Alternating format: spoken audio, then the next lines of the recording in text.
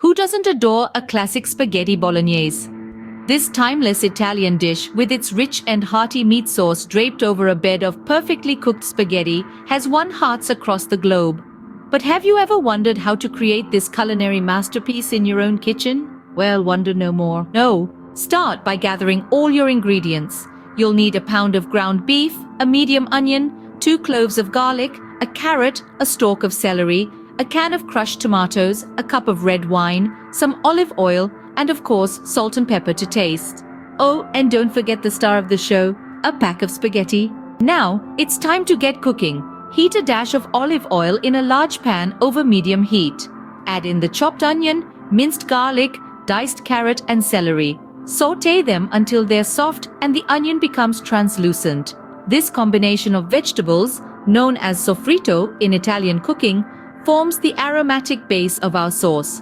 Next, add the ground beef into the pan, breaking it up with a spoon. Cook it until it's browned and no longer pink. Now, pour in the red wine and let it simmer until it reduces.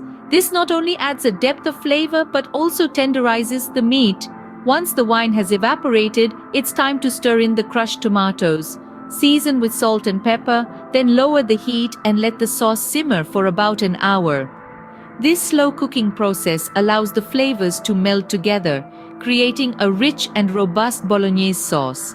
While your sauce is simmering, cook the spaghetti in a large pot of boiling salted water until it's al dente. That's Italian for to the tooth. It should be firm when bitten, not soft. Once cooked, drain the spaghetti and set it aside. And there you have it! The moment of truth has arrived. Spoon the bolognese sauce over the cooked spaghetti and toss it gently until every strand is coated in that delicious meaty sauce. In a nutshell, making a classic spaghetti bolognese involves preparing a sofrito, browning the meat, simmering in red wine, adding crushed tomatoes, and slow cooking to perfection. Then, it's all about serving it over perfectly cooked spaghetti. So why not give it a try? You might just surprise yourself and discover that you're a master of Italian cuisine in your own right. Bon appetit!